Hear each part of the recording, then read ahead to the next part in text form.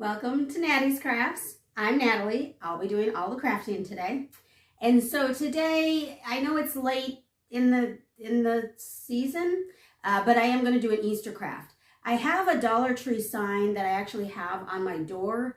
I didn't want to make a wreath because I didn't have enough greenery, so I just put a Dollar Tree sign, one of the long ones that says Easter, and it's not heavy enough, so it's like banging my door. So I'm going to add some embellishments to it to make it hang so that it's not banging against my door.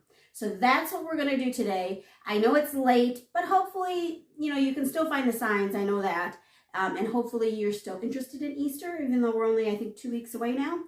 But let's go ahead and let's go take a look. So here's what we'll need. It's pretty simple, a sign, some puzzles, and a bunny shape. And I got these little bunnies. They're little thin cardboard bunnies. It's a garland, and I got it from Kohl's last year for $1.49 when I was on clearance. And they are cute. You could probably just use it as a garland because they are cute just as they are. But again, I'm trying to make this sign heavier. So this is what we're going to do. We're going to cut them off of the garland ribbon. And I tried to just tear it off, that first one. That didn't work out. So that's why I'm having to cut it, because the ribbon, you can't just pull it off of these because they are thin. So I'm going to use 2 of these bunnies. So I'm just going to cut away 2 of those. And these, again, these colors are very neutral, so you could probably leave it as they are, but I am going to end up painting them. And so first, I'm going to try to figure out where I want them. I was going to just put them on the ends like that, but they do cover up the eggs. I didn't want to cover up those cute little eggs. And what I'm going to do to make them heavier is to add or glue them onto one of the hard-backed canvases from Dollar Tree. I think it's a 4x6 or something like that. And so these were very difficult to cut. I didn't realize how sturdy these little canvases were. But they've got some sort of cardboard in the middle or something, and it makes it very difficult to cut. So I'm just using a sharp knife there and pressing really hard, and we're going to cut out the shape of the bunny. So I just traced it onto the canvas with a pencil and just going to cut that out. And then we're going to glue these together. I'm using the strong adhesive from Dollar Tree. This adhesive, you're supposed to put it on both pieces that are glued together, put it on both pieces, and then let it set for 2 minutes. So that's what I did here. And then I ended up putting a little bit of hot glue on the edge once the 2 minutes was up. And then I'm going to paint this black. This is probably completely unnecessary, but I didn't want any of the background to be a different color. So I am painting it black. Did that make any sense? I don't know. But you see what I'm doing here. I'm just going to paint it black, and that's what I'm going to do. I'm sticking with it.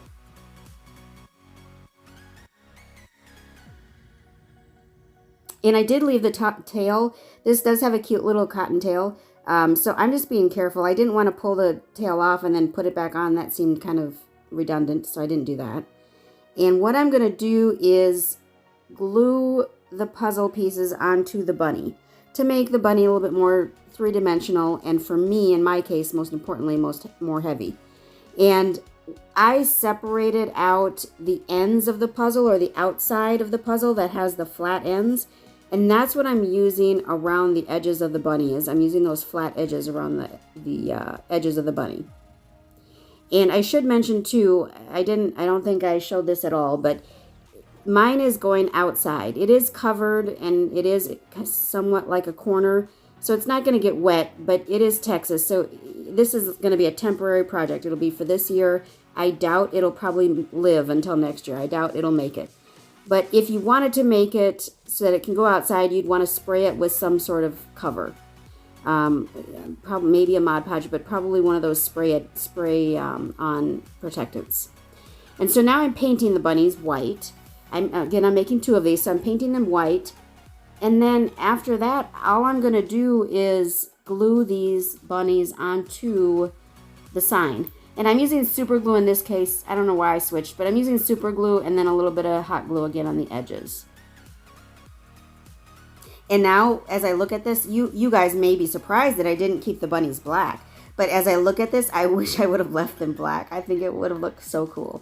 But I didn't. I painted them white, and it does look good. I am happy with it, and it did weight down the sign the way I needed it to, so that's good as well. And again, this sign is not meant to be outside, so it probably won't last more than just this season. But if you wanted to make it last, you'd spray some of that stuff on there. I did put the felt on the back so that if it bangs against my door, it's not scratching my door. And that teal was not my choice for my door. That's how I bought it. But I'm okay with it, so I'm leaving it for now. And there's my cute little sign. Normally, this is where I hang my wreath. But again, I didn't have greenery for that. So that's my sign. So I thank you so much for stopping by Nattys Crafts today. I sure hope that you'd give me a big thumbs up, leave a comment down below, and of course subscribe. Subscribing is the most important. I'd love to get those numbers up. And also if you push the bell when you subscribe, then you'll know when my next video comes out. I try to do videos on Tuesdays, so always be looking for them on Tuesdays. Thanks so much for stopping by, and do always remember, appreciate today as tomorrow is never promised.